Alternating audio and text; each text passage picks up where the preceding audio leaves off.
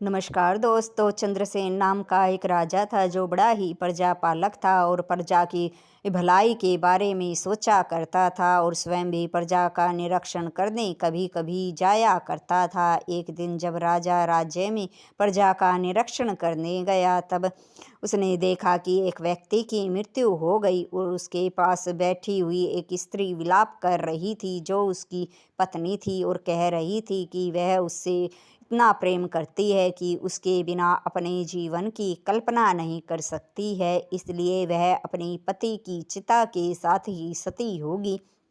यह बात सुनकर राजा वापस महल में लौटा तो यही बात राजा के मन में चल रही थी। रानी ने राजा से पूछा, क्या हुआ महाराज, आप बड़े चिंतित लग रहे हैं, प्रजा में सब खुशहाल तो है ना, क्या हुआ?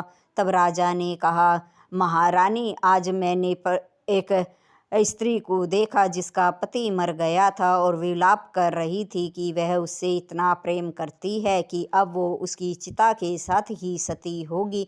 यह बात सुनकर रानी विनम्र स्वभाव में राजा से कहने लगी कि महाराज, मैं तो ये कहती हूँ, जब वह स्त्री अपने पति से इतना ही प्रेम करती थी तो उसने चिता तक जाने का इंतजार ही क्यों किया। जब उसके पति की मृत्यु हुई उसी समय उसके प्राण पखेरु हो जाने चाहिए थे। राजा ने जब ये बात सुनी तो राजा बड़ा हैरान था कि रानी ने तो बहुत बड़े वचन कह दिए।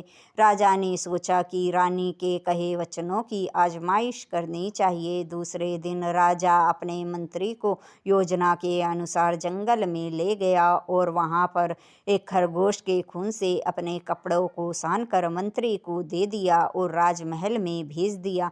स्वयं वहीं रुक गया।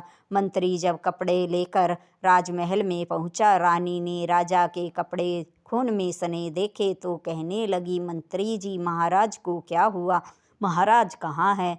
मंत्री ने कहा कि महारानी, जब राजा शिकार कर रहे थे तो अचानक से पीछे से एक शेर ने हमला कर दिया और हमला करते ही राजा की मृत्यु हो गई।